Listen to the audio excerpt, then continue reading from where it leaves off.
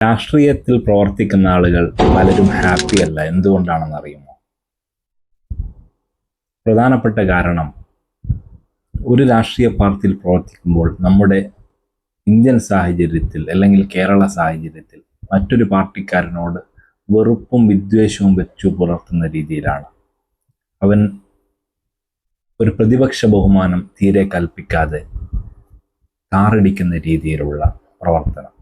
മറ്റ് പാർട്ടിക്കാരൻ നന്മ ചെയ്താലും അത് നന്മയായി കാണാൻ കഴിയുന്നില്ല. അവൻ്റെ ഭാഗത്തു നിന്നൊരു പിഴവ് സംഭവിക്കുമ്പോൾ അത് പർവ്വതീകരിച്ച് അത് മഹാപാപമായിട്ട് കാണേണ്ട അവസ്ഥ വരുന്നു.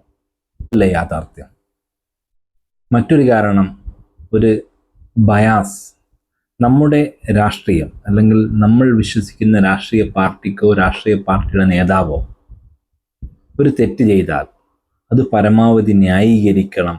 അതിൻ്റെ ന്യായീകരിക്കുമ്പോൾ മനസ്സിലുണ്ടാവുന്ന ഒരു കുറ്റബോധം, അതും ഈ രണ്ട് കാരണങ്ങൾ ഒരു രാഷ്ട്രീയക്കാരൻ നേരിടുന്ന വലിയ ബുദ്ധിമുട്ടാണ്.